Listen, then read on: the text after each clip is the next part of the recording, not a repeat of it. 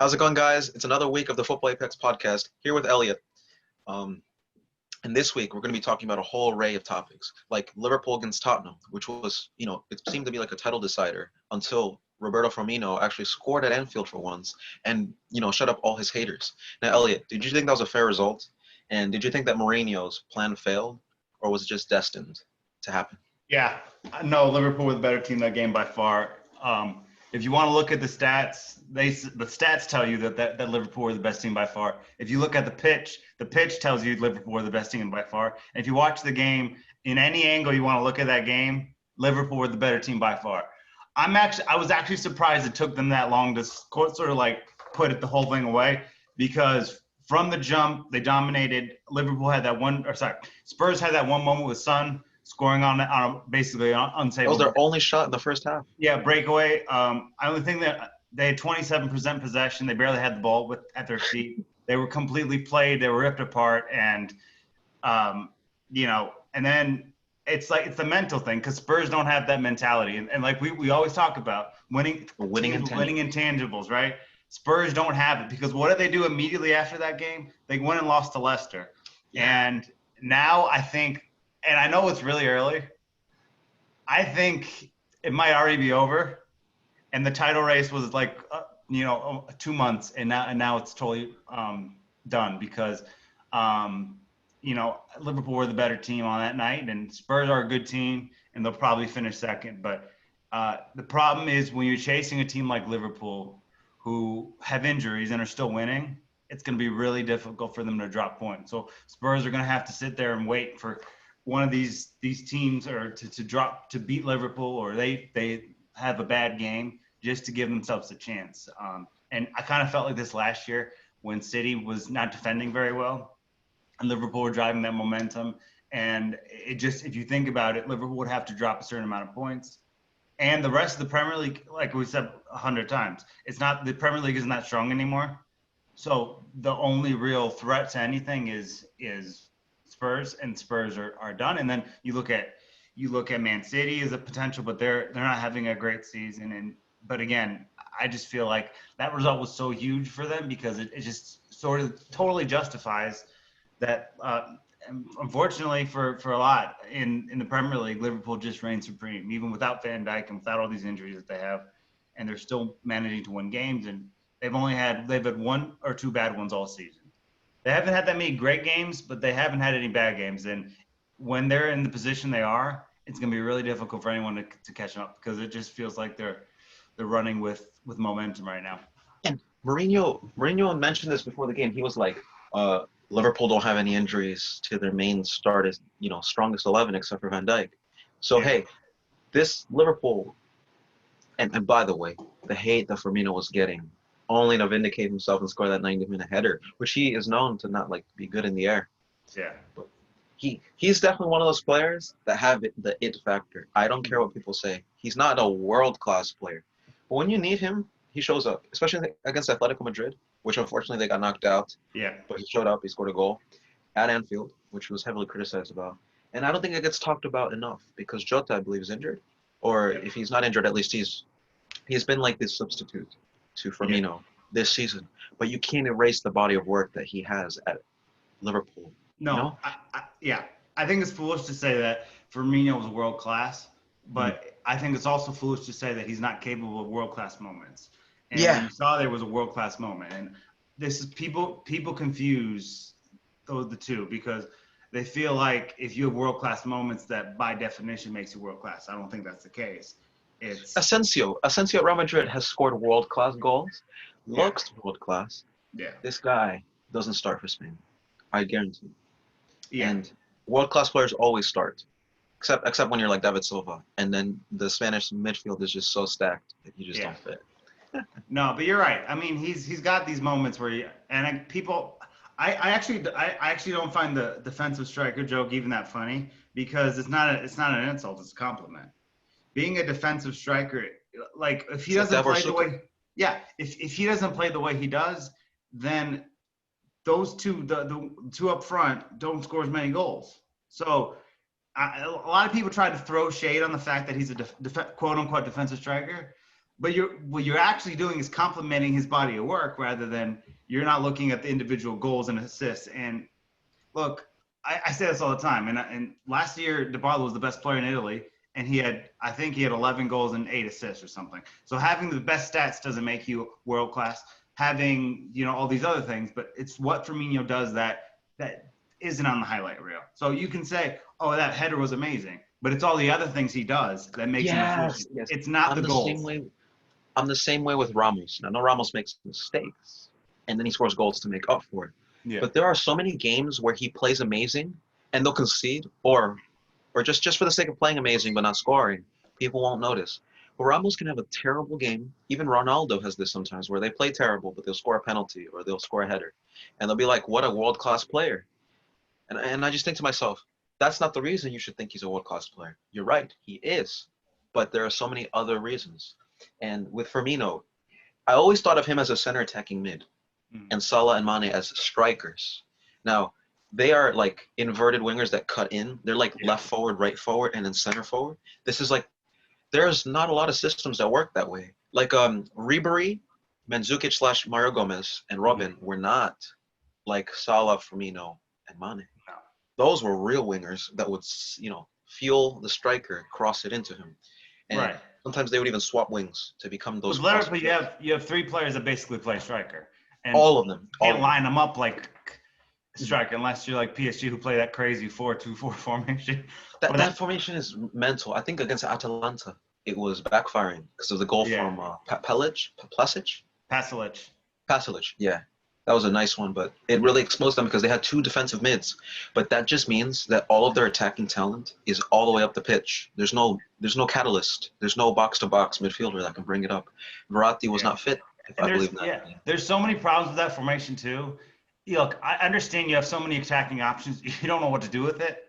But what you can do is you can push up who's up. So you have like Keane and Mbappe. You can put those guys sort of, I guess, drifting upwards, and then you can push back on Neymar, and I forgot who the other forward is, but you can put 2 forwards like underneath, like existing backwards, and then 2 up front. So it's basically Neymar, Mbappe, striker, but with 2 strikers behind them. It's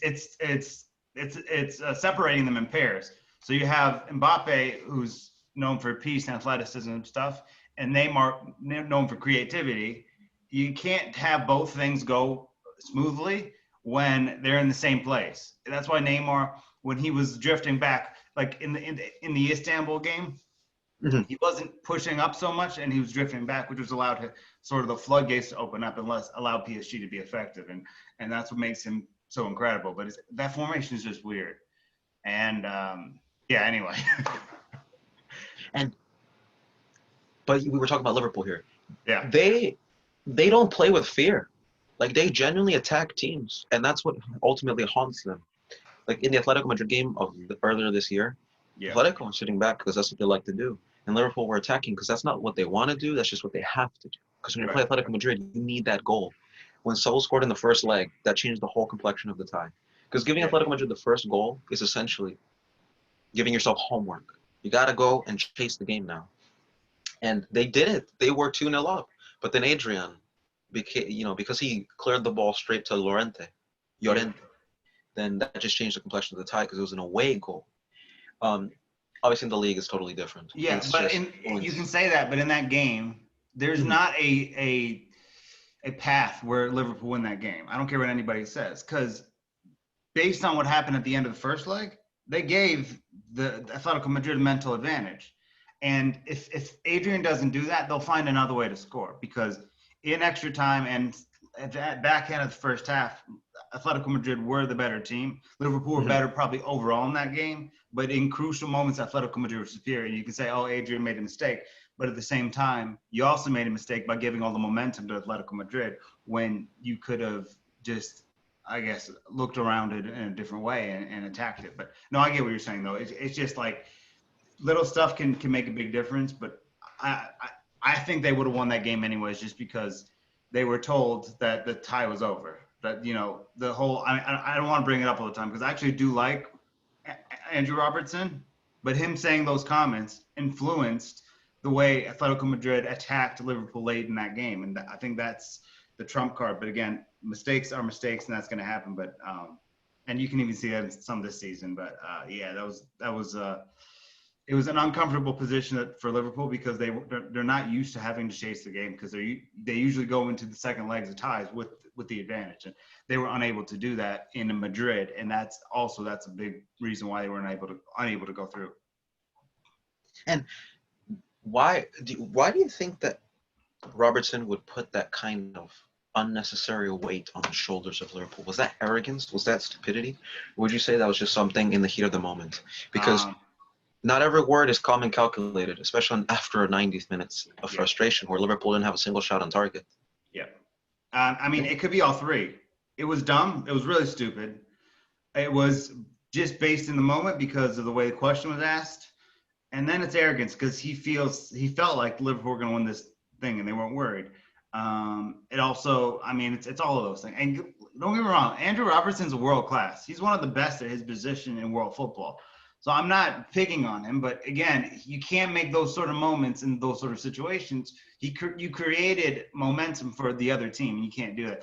And the reporter said something about they celebrated as they won the tie, phrasing it in a way where basically setting Robertson up to answer in that particular way. And he basically repeats it and says something about we got Premier League business to take care of, and our fans, and then we go to Anfield, and our fans will be there, and we'll be there, and yada yada yada. But if he's being asked that question and you want to dismiss it, you can say that's a great team. They outplayed us tonight, but we will be ready to take them on when they come to our house. Something like that. You don't have to say the way. And if he had said that, I don't think I don't think the mental advantage would have gone in totally in Atletico's favor, because that's not something that Simeone needs to pick out and say, he said this about us. Having belief that you can win it in the second leg is different than giving someone bulletin board material. And that's the mistake he made. It's the way he answered the question. And I don't think it's totally his fault, because the reporter did set him up, like he gave him a layup and he was trying to get the best reaction out of that. It was lazy journalism. I knew what he was doing. When he's asked the question, you know what he's doing. Right, but to do that, to answer that way, affected the entire complexion of that second game. And I don't care if they were, because Liverpool led in that game, it doesn't matter. While they're trailing, Llorente, João Felix, Morata, Diego Costa, Oblak, in the back of their head, they had a clip of his little voice saying they celebrated as if won the tie. I'm like, okay, no, we're not losing this. So he created this mental. Like Kobe always said, psychological warfare. Doing stuff, you just don't do that, because if you're playing a different manager, then maybe you can get away with it. Against Diego Simeone, one of the what I don't understand is they didn't have any advantage. They didn't have any advantage. So you got to be humble and be like, we got to get the homework done. We got to get those goals. Then we can talk. Why talk when you're losing? It reminds me of when LeBron and Dwayne Wade started making fun of Dirk Nowitzki in the 2011 NBA Finals. Oh, yeah. And Dirk said, those comments don't motivate me, because if you need any extra motivation in the finals, you don't deserve to be there. Yeah. And then he went on to beat them 4-2 in a 6-game, whooping of the Miami Heat, the Heatles. Yeah. Like, that's just a whole nother sport. Yeah. Here in football, it's like you've only got 2 games to really define the result. And sometimes it's just a matter of seconds. Yeah. And so to add any advantage to your opponent when they're already up is just putting them in another stratosphere of confidence. Right. And Atletico Madrid, they have that kind of humility where they can sit back and unrecognize that they're not going to outplay you, but they can outdo you. That's the difference. Yeah, and I think that's just the mentality and the confidence of that Liverpool team. So, again, I don't want to blame him totally. I think he was set up, but he also shouldn't do what he did, because, again, there's these things that no matter how great someone is, you're going to remember them for that moment. And unless he scores in a World Cup final, or he plays for Scotland, so he won't be getting to one, or wins the Champions League on a crazy goal or something, the last image, the most significant image that you will remember is Robertson saying those comments. Just like Rivaldo scored a bicycle kick to win La Liga one year, people always remember him for the Turkey game where he got kicked. The ball was kicked at him at his feet, and he grabbed his face. So again, he's created this moment for him, and he can erase it because he's younger. If he wins a Champions League on his foot, then it won't matter what he said in whatever 2020 or 2019. And again, I think he's world class. I actually like him. I think he's a very funny guy. I like the show he has on Instagram or whatever with Trent Alexander-Arnold, where they drive around in the car. I like that. Yeah, I think he's hilarious too. He was saying something, and then Trent was saying man of the match, Barca at home, and he's like, "Oh, you were poor in the first half." I just think that I like him a lot, actually. I just think so. I don't like bringing this up every week, but it's such a big moment where you make another decision, and this total sort of what happens changes maybe. And I'm not saying that Liverpool, if he doesn't say Atletico Madrid wouldn't have gone through, but Liverpool still had an opportunity to go through. They weren't going to win the Champions League year. Bayern was going to beat whoever they played, or PSG. But again, they could have got to a semifinal, giving themselves a puncher chance. But so history is history, and sometimes you say the wrong moment at the wrong time, and things sort of fall in place. And I don't think this is the first time Robertson will make that mistake. He's kind of got that, like, how do I say this? It's like Zlatan without the accomplishments. I know he's won the league. I hate to be like this, but he is world class. Acting like he's a star. But at the same time, again, so obviously there's a big issue with Robertson, what he said, yada yada yada. But my biggest issue is actually way deeper than that. Why did the English media not annihilate him? Because if you imagine, if Ronaldo did something like that, or Messi did something like that, or Neymar did something like that, they would be crushed. I mean, in the newspaper the next day after they knocked out, they should have put his face on the cover of the page and ripped him to shreds, because it humbles you. If you have a moment like that, and the entire world of England is killing you for it, and this is the funny thing. Like, you and I see it quite and clear, but even rival fans are not acknowledging that moment. That moment cost them potentially making it back to retaining their title. I think Bayern would have won it, but so I do think Robertson has that in him. I think he's a world-class player. I think he's so good, but at the same time, I think he didn't get the criticism that he deserved for that moment. So it's hard for me to believe that he's gonna all of a sudden change that approach, because he wasn't able to handle that moment with the discipline that he should have, because no one was talking about this. In fact, I didn't hear anybody talking about it. I mentioned it the second after they got knocked out, but it just like he couldn't handle it in the right way, because the media didn't expose what happened. And he's a great player, and that's a great team, and they're going to get back from this. But at the same time, in that moment, he should have been annihilated, because based on other personalities, if they had done that, it would have been a totally different story of the history. And again, this is why I think he's likely. I'm not going to say like he'll probably do something like this again, but it won't be I guess put up on that level, because it was a Champions League, and literally you do it. If you say this with if it was like a Carlo Ancelotti team, or managers who don't really have the mental, and I'm not saying Carlo Ancelotti doesn't have the mental, but people like Mourinho, people like Simeone, obviously, people like Allegri, other ones, the big managers who mental capacity is a big part of their game. You can't do it, especially against those teams. But I think, I kind of feel bad for him, because we bring this up a lot, but the reason Robertson won't be able to handle it and might do something like this in the future is because the media did not treat the situation as something different. You know what I mean? Mm-hmm. And one last point on this. Now let's shift it to Tottenham. Yeah. Kane almost lobs Ellison from a mistake that was Adrian-esque. And Bergwijn hits the post and misses 2 1v1s on top of that. You can't say Spurs couldn't win the game. Kane had an open header from a corner right after the Bergwijn miss. Like, a true Mourinho performance on a more clinical night, and Spurs win this game 3-0, and I'm not even kidding you. No, you're right. You're right. They had opportunities to win the game. but I don't think you can say they were the better team. That's my No, position never. based on Mourinho's comments. That I found that bizarre, to be honest, because better on what premise? Better at defending?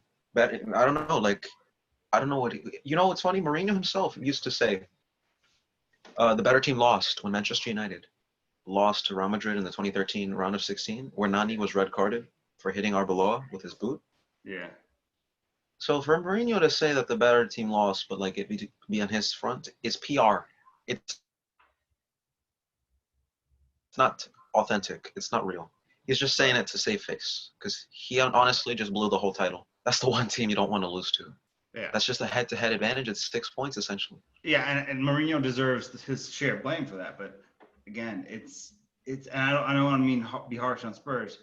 It is the makeup of they're not a team that has winning mentality and they don't have the intangibles. Liverpool does. They didn't always have it. Mourinho has the intangibles. Mourinho has the winning mentality. But the Spurs for so long have suffered in this way that they haven't figured out a way to overpower I have a Liverpool friend. He always calls Liverpool mentality monsters because that's what they are.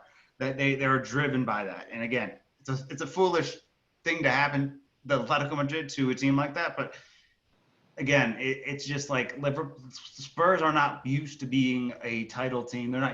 They're used to trying to make the Champions League and most of the time not making it. So. I mean, if we're being like last year, then so it's just like there's a lot of stuff, but the Spurs history says that they would fall out, and history has represented its case here. Now we've witnessed this, and I'm not saying it's over. It feels over already because what they just happened. It's not the fact that they lost. It's the fact that what do they do immediately after a tough loss against Liverpool? They lose to Leicester, and I know Leicester has some good players. But they're not a team that's scaring anybody. You know what I mean? So it's the actions after the defeat that concern me about Spurs. And now they have to hope Liverpool drops points because I think it's like 5 points now or 4 points. 6. It's 6. Okay, so it's going to be it's a monumental climb already. And we're only 13 weeks in. Yeah, and now you're going to need help, and that's the problem. And what bothers me is that Spurs were at full strength here. Like, they couldn't say, we were missing our world-class center back, whereas Liverpool could. This honestly looks so good for Liverpool. Like, this is the strongest team in the league next to them. And they made them look horrible. They dominated them. 81, no. It was 79-27. 79% possession, something like that. Insane. Without their best center back, which is their marquee player, which is blows my mind. But does that not say more about the rest of the league that this is competition? It does. Generally, like I hate the argument that the Premier League is the best in the world. Like, for example, it's the narrative that bothers me. Hold on, just let me just make this point. I'll let you continue. It's people have the perception that the Serie A is Italian farmers, the Bundesliga is German farmers, the French league is French farmers, La Liga is Spanish farmers. But Premier League are these warriors. Look, when you look at what happened, and Liverpool's a great team, and we get that. They lost 7-2 to Aston Villa, right? And that's a one-off. But in all these other countries, the big teams don't lose like that in a one-off. If Juve has a bad game, they lose it 2-1. If Inter has a bad game, 3-0. You never lose to that margin. And then this idea that you have all the best players. I got news for you, everybody. The best players are in Germany. The best the most tactical game is in Italy. The most fast-paced and exciting teams, France and La Liga and Premier League are kind of the same boat. But you could argue this season the French league is better than both La Liga and the Premier League. So and you look at the league table in France right now. PSG are on top. They just got a 0-0 draw today without Neymar, but still. The rest of the league is looking a lot better. Like on paper, I mean, the only argument you can say is there's more athletes and people with athleticism in England than any other league. But you know what? They said Mkhitaryan is not athletic enough. See you later. You know what he is this season in Italy? The best player in the league. And I'm not saying that no one else is in it, But this season, I mean, it's hard to argue somebody else at this point. You could throw a couple names at me that I may sort of look at and like, okay, that's fair. But he's no worse than the top 3 players in the league. And this is a guy that Arsenal said no thanks to, and Man United said no thanks to. And what has he done this season? 7 goals and 6. He's got 8 goals, 6 assists, just something ridiculous. And then you look at other players that have come from that gone to the Bundesliga and other places. Angelino could not get into Man City's team, and Man City defensively the last couple of years have not been good. He goes to Germany, he's one of the best players at his position, and then you look at all these players that go on to different places, and they're all thriving and all these players are not the quote unquote athletic players that they like, but that doesn't make your league powerful or good. It just means you have the most athletic players. Germany is the funnest. I think Germany is the funnest league to watch. I think Italy has the best tactical awareness and sort of the coaches in Italy have a really intelligent approach in adapting to certain situations and trying to break a team down. And then there's, I mean, the Premier League is a great league, but this idea that they're warriors and all the rest of the leagues are farmers, it just shows lack of knowledge when you're saying something like that, because there's no basis behind it other than the fact that, you make the argument, Juventus has won this, Bayern has won this. They're not showing up and picking up the trophy. Most years, those leagues, the top 2 are more competitive in terms of points in the Premier League. So I just think this idea that the Premier League are just warriors is just ridiculous. Sorry, I know I talked for like 5 minutes there, but continue. No. I like that passion, and I feel the same way. Like Liverpool losing 7-2, it was bantered, but it wasn't. It didn't change anyone's perception of Liverpool the way it would have to Madrid. Like, this was a Premier League game. Yeah. Now, Real Madrid lost a preseason friendly to Atletico Madrid 7-3, and there were actual changes made. Transfers. Like, people sacked, I'm assuming, because of a preseason game. Mm-hmm. They go on to beat the same Atletico Madrid in the Supercopa España in January. On penalties, yes, Valverde breaks Morata. Yeah. But still, this was all just a narrative. With Liverpool, it's like they got completely outplayed, exposed. Van Dijk said best Premier League defender of all time, according to Vincent Kompany. Like, nothing. No one says anything. They still think Van Dijk's the best defender in the world. When did Real Madrid ever lose 7-0? I've said this again. I don't think he is. I think De Ligt is better. I'm sorry.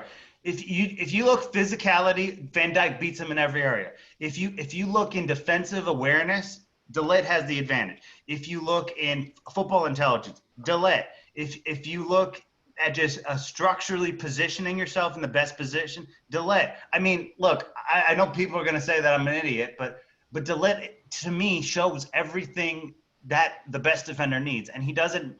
De Ligt doesn't make defensive mistakes that causes his team. He makes mistakes, but it's usually handballs in the box. That's the thing that when he makes the mistakes, that's what it is. And if you look at all these goals that sort of conceded, there's whoever's matched up with De Ligt against Juventus, they have a hard time doing anything on that side of the field. Van Dijk can have players run through. Van Dijk is very, very, very good, but Van Dijk's matchups have an easier day than people like De Ligt, and I think it's, for the record, I think it's De Ligt, Van Dijk, and Ramos, probably. But you get what I'm saying. I just think the reason that he's respected and the reason he's called the best defender in the world is because he plays in the Premier League. And I used to think he's the best defender in the world too. It's not like all of a sudden I changed my mind. It's just when you saw enough data with De Ligt for that season and then this season, it's enough to be conclusive of sort of swapping. When we first started this podcast, I had still thought Van Dijk was the best, but I think there's been a change since the beginning of this. So, yeah, it's just a Premier League perception. I think it's bad for football because people who do not watch other leagues will say something about Italian or German or something. They'll watch, a certain player and say he can't play because of, or this team isn't good because of this. It's just, I just think the perceptions is, you get what I'm saying. Yeah, and why do you think that the Premier League is so nostalgic? Because I used to remember when the Premier League was the best league. Manchester United, Chelsea, Arsenal. Yeah. Football. We don't live in those times anymore. But why has that narrative still survived? Like, I don't get it. if you watch the Premier League now and then you watch any other league, come on, man. Like, you got to be honest with yourself. Are you watching the best league in the world? Let's be honest here. If it's not Arsenal, or sorry, not Arsenal. I didn't mean to put that out there, Arsenal fans. But if it's not like it's not like City, Liverpool. What's another good team? Chelsea, Leicester, I guess. If those teams aren't playing each other, it's not fun to watch. I've watched games with when you have West Ham and Leicester in the top 6, you have a problem with your league because it's not good enough. Like, I enjoy the Premier League, but when the big teams aren't playing, the style of play is actually boring. It's not exciting. And this narrative that it's so funny. This narrative survives through all of this, but people still they still associate corruption with Italian football when that was 10 years ago. And that narrative apparently can't, is just stone cold forever. Yet you look at here and they're basically having the same dynamic with their own league where they can't even acknowledge that another league is good. It's not like, look, I think it's fine to believe your league is the best if there's data backing it up. And not all fans of the Bundesliga, Serie A, and La Liga, French, if you ask different people, they're not always going to have the same answer. They're not always going to pick their league. I think I'm a Serie A guy. Bundesliga is the best league. You could ask someone in the French league, and they could have a different answer to that question. It's and if you ask anybody in England, they dismiss the fact that there are other leagues that are good. They think that they're warriors. Like, it's almost to the point, and I don't mean to throw the Premier League on the bus. I still enjoy it, but it's just not what it was. I don't even like to do career mode with Premier League teams on FIFA. So because it's just, there's not a mystique about it anymore. It's not, it used to be you'd wake up at 6 a.m. in America just to watch these Premier League games, and even as soon as a few years ago, but it's not the case anymore. And it doesn't help when NBC is driving it and all this other stuff and all this, and they're worth a good $1 trillion. But I don't know. I just think the way it's being talked about it is just the basis of their argument was once strong, and now it's weakening pretty much every year. And, well, moving on. You mentioned the Bundesliga a lot. That title race was also had a clutch game. It's like, I don't know how these fixtures seem to land across different platforms.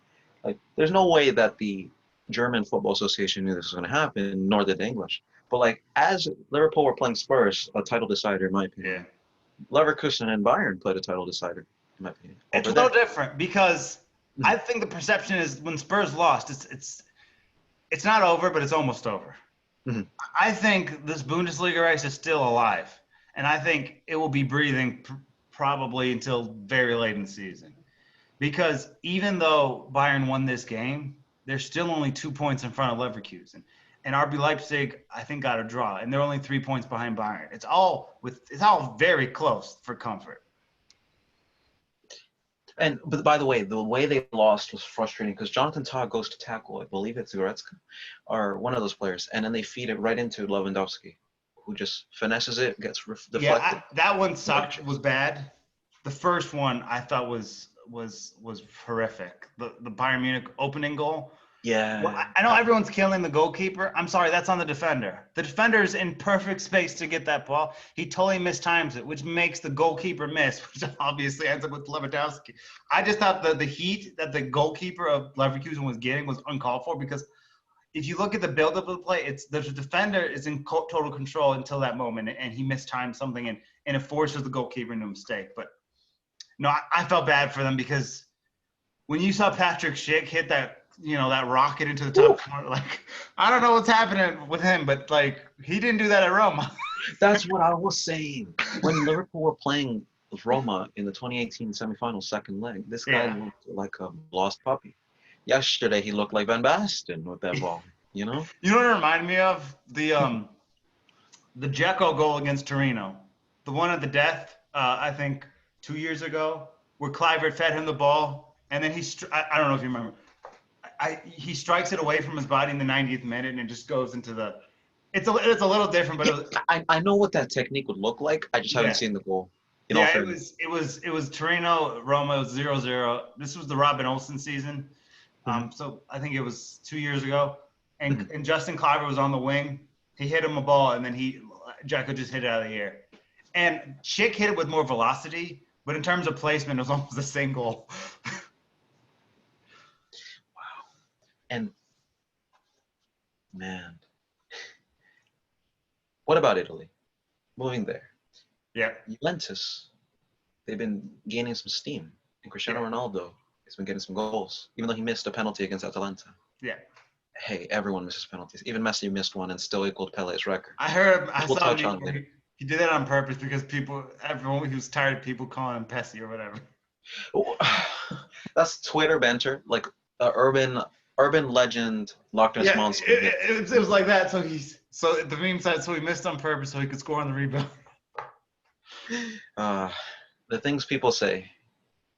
But in Italy, AC Milan, they're just doing it, man. Even though they had those two scares against Genoa and I believe Sampdoria, they were playing without Ibrahimovic, getting results. I'm just starting to dream. Like I don't know where my Milan hat is, but they might be able to do it. Do they have winning intangibles? Like you can't really decide it I over would say no. 14 weeks. Honestly, I'd say no. I'd say can they win the league? Yes. Do they have this winning intangible thing?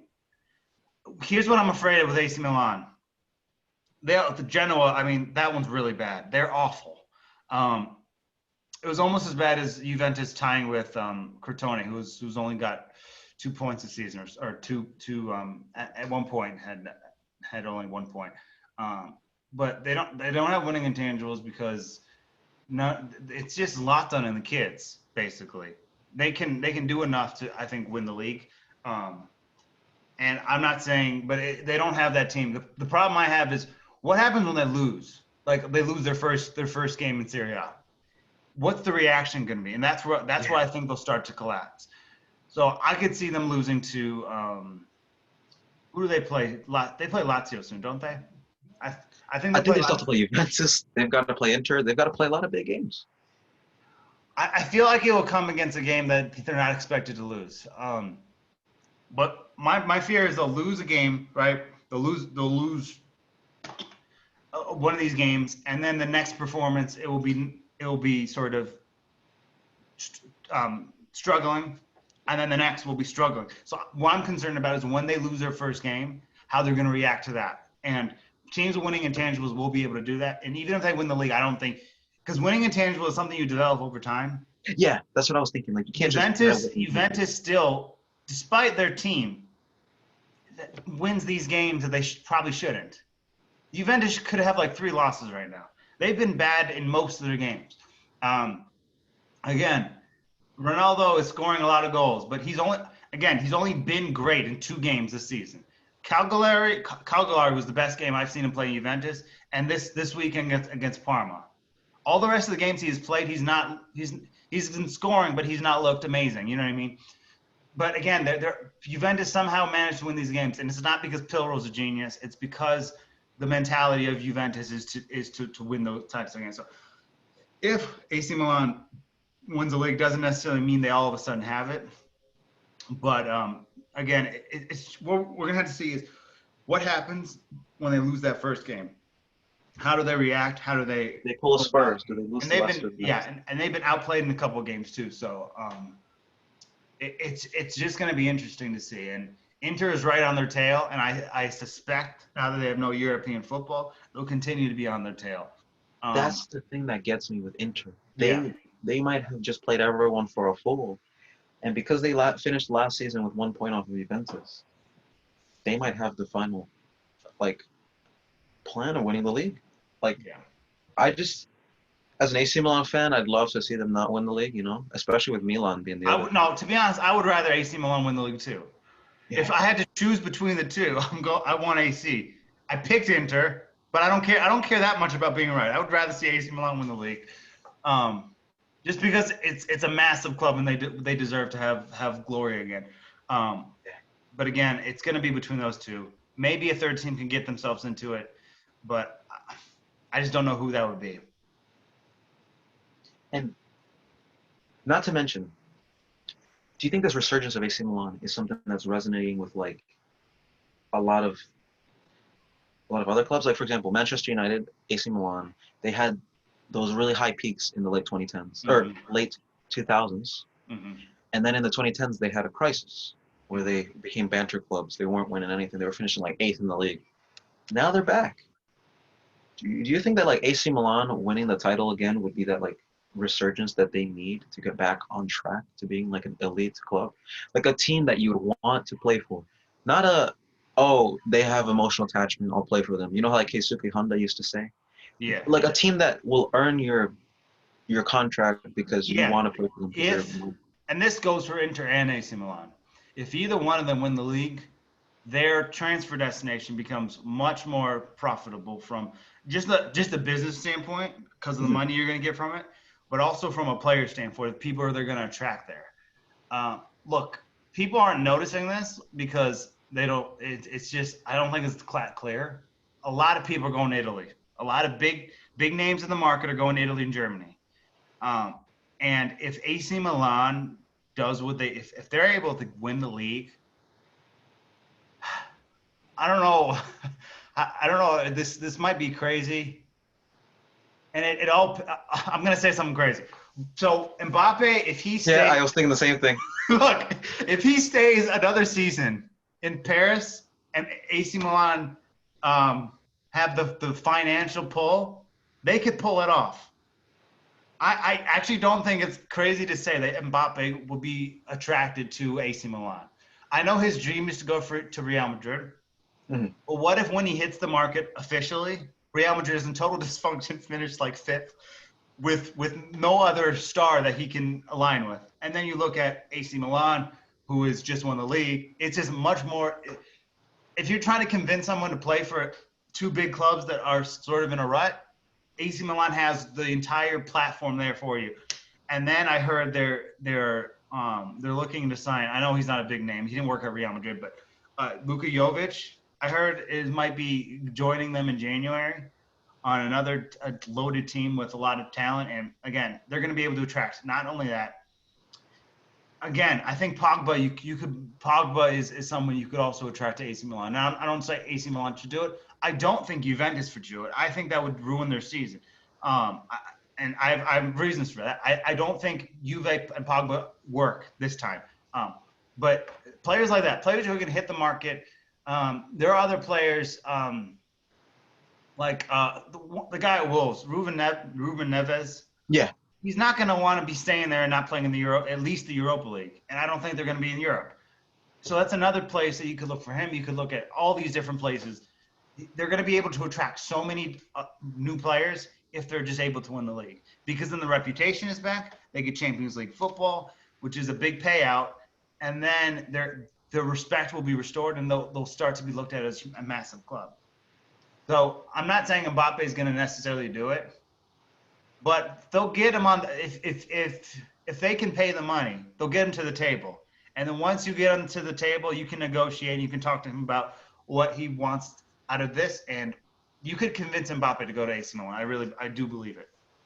But would it be a long-term project? And also, let's change the topic, but let's keep it Mbappe related because it's got the most potential. Okay. I was seeing a graphic on how Lionel Messi and Pelé have the most goals for a single club. Yeah. And now it's scrutinized these days to be loyal. It really is. They're always like, prove yourself in another league. Messi is just a Barcelona product. Okay, hold on. Before you finish, right? Doing it in multiple leagues is not a deterrent or a qualification for your GOAT case. It doesn't. If your argument for Ronaldo or somebody else, or Zlatan or somebody of them being the best is you've done it in multiple leagues, that's not an argument. It is null and void. It doesn't matter where you do it. You could do it in practically any league as long as it's in Europe and as long as you're playing the Champions League. As long as you're winning, then it doesn't matter where you're playing. So anyway, continue. Well, Ronaldo had 450 for Real Madrid, and Messi has 643 for Barcelona. Tied with him. But you know that next goal, it could be a rebound with his ankle, and it'll be goal of the year. You know, so. What do you think Mbappe has planned? He's reaching that PSG top 10 goal scorer mark. So he's in there already. He could break the top 5 by the end of this year, you know. Do you think top scorer of a club, maybe like Real Madrid, or top scorer of anything, is something that he has on his mind? Or do you think Mbappe is more of a trophy player?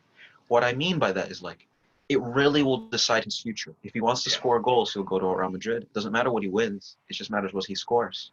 Whereas if he goes to Liverpool, he will probably not score as many goals because he's got a lot of great players next to him who also need to fill those quotas and score goals. But he'll win the league. He'll win probably everything. Yeah. What do you think Mbappe wants based Right on his league? now, right now he wants to go to a big club where he can score a load of goals. However, I think he eventually he will come to the senses of trophy hunting. Um, I don't think it happens all at once. I think first he'll want to go to a club where he can score a gazillion goals, and then he'll identify why do these players keep beating me to the Ballon d'Or? Why am I always a candidate but never winning? And then he'll understand that it's going to take more than just scoring goals to win that, and he's going to have to win big trophies and potentially trebles and things like that. So I think he'll do it for a little while. He'll just chase goals, and then he'll reach a certain point where he sees other players in his age group winning the Ballon d'Or or winning similar type of honors, and he's coming up short in these things. That will inspire him to change his perspective and go for sort of the whole, like I need to win everything I can, that sort of thing. Yeah. And so, what club do you think he has in mind? Because I don't even know why people put Bayern in even the No, they're not. stratosphere of The possibility. president just said they can't buy him. They can't. Again, it will be Real Madrid. It just will. Again, it's his dream to play for Real Madrid. I think that's what he's gonna want to do. But if he's by himself and he's struggling, not him, but the team is struggling, then Mhm. it's not a it will have a expiring date, I guess. Which is why I think at this moment, if AC Milan win the league, they can hire him, they can sign him and pair him with somebody else, and he'll have an opportunity. Look, if being PSG's all-time top scorer and being AC Milan's all-time top scorer, they don't mean the same thing. PSG is, and don't get me wrong, I love PSG. I'll be honest. Like, if I was a great player and Roma could never buy me or something like that, I'd probably sign with Ajax and stay there my whole career, just because of Cruyff and all the other stuff. So I think you can be a top 10 player even if you never play in the Premier League, the Bundesliga, Serie A, or any of these. So I just want to make that clear. So it's not like you have to play for one of these iconic clubs to be the GOAT or to be goated, as they say. But if he's looking for a legacy boost, doing this with AC Milan and doing it with PSG are different, and even Real Madrid. Real Madrid are already loaded with trophies and stuff like that, and they're not that far removed from being the goats of European football. They're in dysfunction now. If he goes to AC Milan, rejuvenizes everything, and then he becomes their all-time top scorer and starts winning Champions League on a regular basis at AC Milan. Oh my God.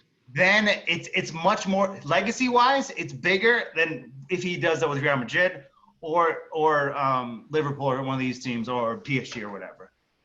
So if you're looking for the legacy upgrade, that is the best argument. But again, for them to really be in the chase, they have to win the league. If they don't win the league, they won't be able to attract him. But if they do, then I'm not saying it's going to happen. I would be surprised if it does. But they got a puncher's chance if that's sort of the route that it goes. That's Mbappe. What about his fellow injury-prone compatriot, Neymar? Do you think Neymar has any place where he wants to go? Or do you think Neymar's staying at PSG? Neymar's going to stay at PSG. I'm pretty sure of it. Do you think Neymar has ambitions to be their top scorer of all time or something of that sort? I think Neymar has ambitions to win everything he possibly can at PSG. Neymar will not leave PSG until he's holding the Champions League. If he holds the Champions League, it changes the perspective again. So it comes in stages. Look, Mbappe has to win without Neymar and with a huge club and being the top. He has to do a lot to enter himself into, I guess, football heaven, basically, to be one of these all-time greats. Neymar can never play a single game outside of PSG the rest of his career, and he could fight him. He could bargain himself into a top 10 placing all time. So Neymar wants to win first and foremost. So I don't think he's necessarily motivated by amount of goals, because he passes up goals on a regular basis. But I think Neymar can get into the top 10 of all time if he maintains this pace. And again, or top 15, whatever. It's hard to imagine me taking one of my top 10 away from my the legacy. But I think Neymar it's in a different space because Neymar is just his legacy is already set. He's always all-time great. If he never plays again, he's one of the 50 greatest players ever. He doesn't need to go to AC Milan or Real Madrid or Manchester United for him to be considered one of the 10, 15 best. He can do that at PSG, and I think he's gonna be inspired to win the Champions League in Paris. And I think it's just different for Neymar because Neymar's already done that with Barcelona. Mbappe has not done what he has done, so Mbappe is going to be looking for another a new place at some point. Where Neymar, I don't think he'll be pushed or motivated to leave unless he just really doesn't want to be there. But I think he wants to be there because they've been talking about a new contract for him. And if he wants a new contract, why would he leave? You know what I mean? Or why would he? You know what I mean? So I just think Neymar's situation is a little bit different than Mbappe. But I see them being together at least for another year after this one. Wow. So you think Mbappe's not going to Real Madrid in the summer of 2021? No, I think if they win the Champions League, I just think they'll give it one more go. They'll do this or they'll do next year. Look, if Real Madrid pay for him, he'll probably leave, but I don't think he's going to be pushing for a move. That's what I mean. Because look, Mbappe is great. He probably will never play with a better player than Neymar. Never. And I think he understands that. So I think he will leave a year after people think. Kind of how like Kai Havertz and Pulisic left a year earlier than people thought. I think that in this situation, Neymar will go to Real Madrid, but a year after most people expect. So everyone expects him to leave this summer. I think he will stay this summer and leave next summer. You get what I'm saying? Mm-hmm. And speaking of Havertz, I like that you bring him up. Do you think he's a failed wonder kid? Because he was my favorite young talent, aside from Mbappe, last year. Yeah. And now he just seems to be a lost cause. No, I think he'll be good. I just think people are gonna. They're just. Do you think he needs to leave Chelsea? What? As a player, I don't doubt him. But as a Chelsea player, I doubt him heavily. I never thought that move should have happened. He was not physically capable of rendering in the Premier League the way he could in the Bundesliga, where it's more tactically driven, whereas the Premier League is more about physicality. Yeah, I think. Again, I think it comes down to who will be coaching him. He doesn't have a chance to really hit with Lampard as boss. I don't think he understands his game. I actually don't think Lampard was part of the buy. I don't think he was. I think that was an Abramovich move because they needed a big name along with their 5,850 signings that they made this summer. And loans. Yeah. So I think under another manager he'll be able to thrive, but not under Lampard because Lampard didn't want him to begin with. So if you have a manager who didn't buy you, you're just not going to get the same treatment. You know what I mean? Because when a manager comes in, they want to kind of get their own team going, and he survived with the team he had last season, but this season I think he contributed in some of these. I do not think Kai Havertz was on his list of players that he wanted to buy, but Abramovich made that move because they needed that face, and people are crushing him, but for the wrong reason. They're crushing him because he's not been that good, but they also don't realize that Lampard doesn't know how to play him correctly. And he's not going to be able to thrive under that situation unless Lampard sort of adapts. And I don't think he adapts. So I think Lampard will, when there's a different coach there, I think he has a much better chance of being successful. Because if you get a new job, if you get the Chelsea job, and I do actually, as much as I like Lampard, I think it will open up. If you get that job and you have Kai Havertz on your roster already, it's like Christmas morning. You know what I mean? So once he has a manager that really values him, I think he'll be a superstar in the league. But it just depends whether Lampard will adapt or a new manager comes in. But I still have faith in the guy. I just think the criticism is a little unjust based on they're putting it all on his shoulders, and I don't think that's totally fair. Let's see. You like to hate on Southgate, but do you think Lampard's any better? Or do you think he's tactically clueless? Like, let's be honest. Let's assess Frank Lampard because the nostalgia of his playing career is what gives people any backing of him. If Emery was doing this with Chelsea, he'd be on the threads of being fired. But because it's Frankie Lampard, no one says anything. And I think Liverpool will do that. Well, not Liverpool because they're a massive club. But like, if Chelsea had, if Gerrard was what Lampard was for Chelsea, in another situation, would they have as much patience with him? Because I actually think that the whole club legends signing is bad. Like with Zidane at Real Madrid, I know that was really successful, but sometimes it holds on to like managers that are actually not deserving of being there, but just for the sake of them and their contribution to the club in the past, not in the present. Yeah. You know? So do you think that Lampard at Chelsea, just to bring it back, because that was a really long question. Yeah. Do you think that Lampard at Chelsea is going to be successful for the sake of his tactical prowess, or just because they like him because he is a likable figure and a legend there, top scorer of all time? Yeah, but Abramovich does not give a long leash to his coaches. Look, I'm gonna rope two together because I think it's relevant to both. Lampard and Pillow will not be there at the end of next year. Not this season, but next season. They'll not make it through another year after this season.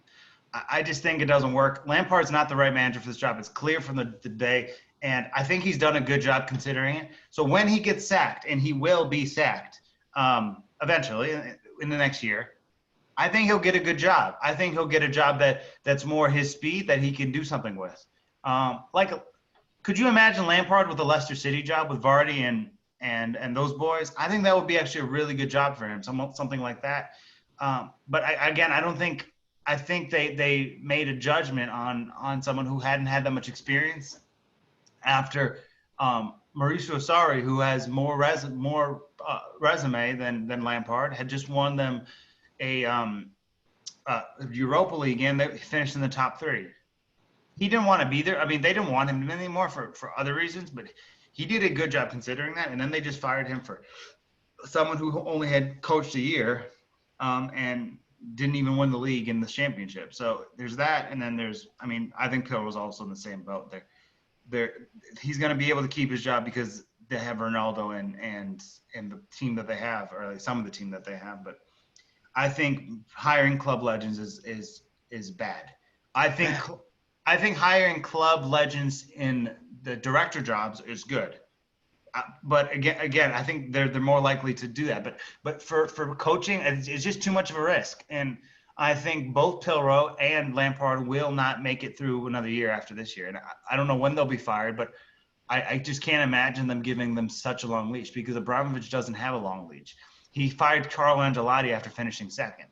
So if he's doing that with him, he's got to make these decisions for everyone else. And if you look at his career since being in charge, he has never given someone a lot of time. So Lampard only has a limited amount of time. And if he doesn't meet Abramovich's expectations, which probably are a little higher than they should be, he's not going to survive more than a year. And that's just the way it is. But why do you think Abramovich is like that? Do you think it's because he wants to maintain his sort of stature and his grip on the hierarchy of the club? Or do you think it's something that they have in their DNA? You know what I mean? Like, is Chelsea just a chopping block for managers? And like, when a manager signs there, for example, like Andres Villas-Boas in 2012, do you think that they sign knowing that they're going to get fired eventually? Yeah, there's that. That's a good point. But also how many players they buy and never use. I think that's kind of the narrative around it too, because they sign all these players and then look, if you can count on both hands how many great players have left Chelsea and become amazing. Lukaku. Yeah, Lukaku, KDB, Mo Salah. Those are big ones. But again, we mentioned him at the very beginning. Mario Pasalic would walk into that Chelsea team this season, last season, pretty much any season he hasn't been there. Last season, he was one of the 10 best players in Italy, and they sold him after a massive – I mean, that is a sort of an obvious signing for Chelsea to get him back, because I think he would have been one of their best players and sort of in the team. And I think Pasalic is excellent. And it's not just the big names. It's some of the smaller names that are having success also. And then you see all these players that sign, they never get a chance and they sell them. It's they're running it like a company rather than a football club. Do you think he should be to blame for that though? Because isn't that essentially what he is, like a businessman more than he is a club owner? He is, but it's his own doing. But I think he understands that, and it's like they're not treated like footballers either. It's like investment. I'm going to buy this stock and then I'm going to sell it off. That's what they do. They sign a player, they bring him in, sell off the stock, sell him to somebody else. So it's like they bring these young kids in. And I'm sorry, this is how messed up. I can't go with that reference, but they basically keep them, try to put them in the best position. You know, you're working on your thing. You're training them. You're giving them experience. You're showing firsthand how everyone does it. And then once they feel like they have developed totally, they sell them to somebody else. So they bring players in, they train them, they sell them. He runs it like a business rather than a football club. And Abramovich has immaculate expectations to win constantly. And unfortunately, Lampard and others have not been able to live up to that. And he may not make it. He'll make it through the season. But is he going to be their coach next season? I'm not so sure. So but he's had a very successful career in life, not only in football, but in business. So Abramovich has the right to feel that way. But it's just, I think the way it's run is not benefiting Lampard. And I think it was a risky job for Lampard to even take because, there's just a lot there. You know what I mean? Mm-hmm. And the 7-1 loss to Bayern Munich doesn't get talked about enough, does it? No. And I know it's Bayern Munich, and I know he had kids. And it was 2 legs, not one. Even worse. Well, come on, man. Chelsea should, for the club of that magnitude, which, by the way, Bayern Munich Chelsea has historical significance. That is an embarrassing 7-1 aggregate loss that no one really talks about. It was avoidable too. Bayern were always going to win. Yeah. But the tactical approach that Lampard took left them too open, and they just were pounded every single time. So it was schoolboy football a little bit. But the Davies run for the Lewandowski 2-0, that was class. Yeah, it was unbelievable. It's got me thinking, with one final point to wrap it all up. Who's the best Chelsea manager of all time? Jose. Is it Jose or is it Di Matteo? Now, I know that based on just ability and success, it's Jose. But he was never able to deliver them the Champions League that they so desperately desire. Do you think that Di Matteo winning the Champions League is just like a kind of thing? It is. Or does it put him in their life? If Jose Mourinho won one league title, and Di Matteo won Champions League, then obviously Di Matteo has the advantage. What does he have, 3 or 4? He's got a whole bunch. Yeah. And I believe, and we can debate this at another time, I believe Jose Mourinho's 2004 Chelsea is the greatest Premier League team of all time, in my opinion. They have the longest home winning streak. They had 95 points. They only conceded 15. Yeah, they conceded like a handful of goals. Like, them conceding was news. Yeah. Arsenal scoring is news. They're better than the 04 Arsenal. They're better than Man United, any Man United team. I don't care who you throw at me. They're better than the Centurions are good, but no, they're not better than that Chelsea. This Liverpool team isn't better than Chelsea. Last year's Liverpool team isn't better than Chelsea. It's the best. So look, he has the legacy because iconic, the best Premier League team ever.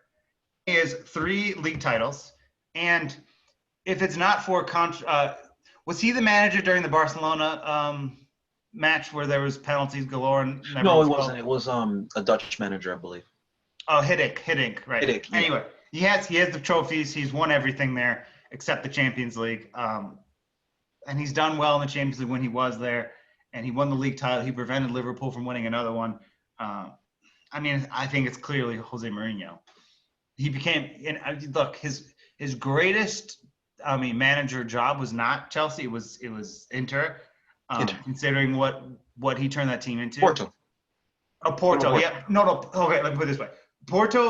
That's his greatest achievement as a manager, from that. But his greatest masterpiece may be the Porto thing. But collectively, of what he did to a team, I think Chelsea, Inter is what I'm been most impressed, because Porto was a one-off. He didn't go back-to-back winning Champions League or something like that. He was great at Porto, but Inter, what he did, It was like a culmination. He brought in Eto'o, he brought in Milito, he brought in Schneider was there. I mean, he had an entire team. Zanetti at 42 years old, and all this other stuff. So I think that's his greatest team. But against this, he's obviously Chelsea's best.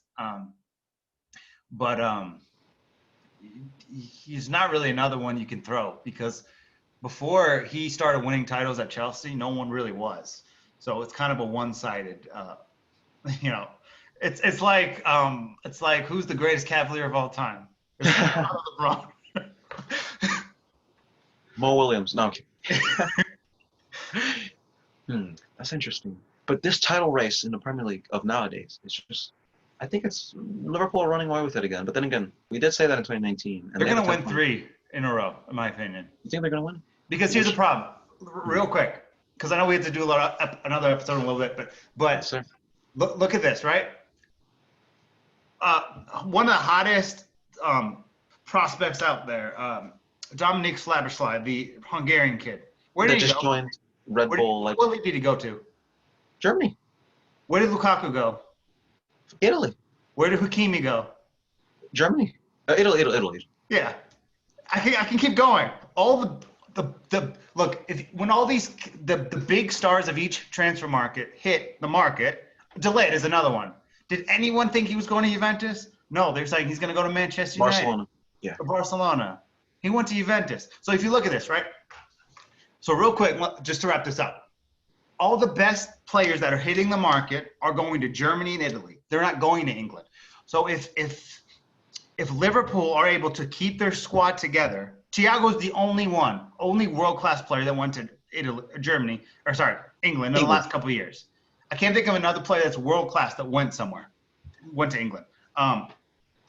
So if all the best players are going to Italy and Germany, they're not being able to attract the same amount of players. All the big names that hit the market every single summer, they're all going to Italy and Germany. They're not coming to England. So if they're not coming to England, that means the other teams around Liverpool can't strengthen them the same way. So it just comes down to that, and then you look at what Italy and Germany are getting on every window. All the best players are going to those two countries. A lot of them are coming to England. And that is just the reality of the situation. So how are Liverpool going to be dethroned? Because there are teams that Spurs, if they want to win the league, they need a signing. They're not going to get the signing they want, because whoever that is, their number one priority is not going to be going to England, because they're all going to Italy and Germany.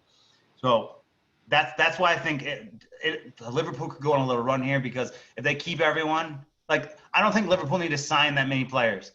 They could keep their squad exactly as it is, and I think they could win next year, because I don't see a big name team big name player coming to Spurs or City or things. I mean, City's getting them, but it's. What about Gareth Bale? What's that? What about Gareth Bale going to Spurs? Yeah, but he was a shell of himself the last couple of years at Real Madrid.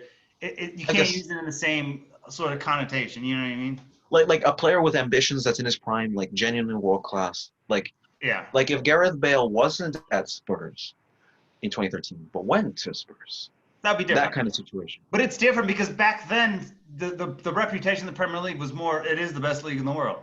Now it's weakening, and all the best players are not going to England, and that's the problem. Yeah. Not only that, all your best players in your league are leaving your league to go to other leagues. Yeah. And then you look at players who failed in your league are now becoming stars in other leagues.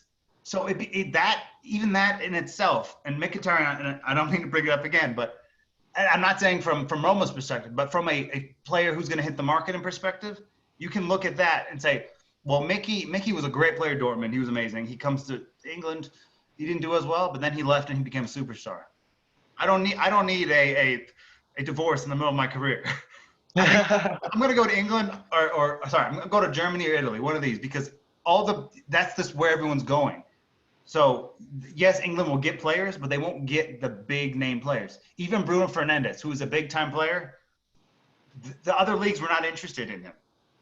And maybe that is why he's so loved in England, because they felt like they got a superstar when they really got a star. And again, it's going to come down to that. That's why Liverpool are going to repeat this year and probably win next year, because unless Spurs and somebody get a massive signing, then it's not going to change. And again, I think that massive signing will be going to the Bundesliga or Serie A. And in the end, that's why it will be difficult to take them down.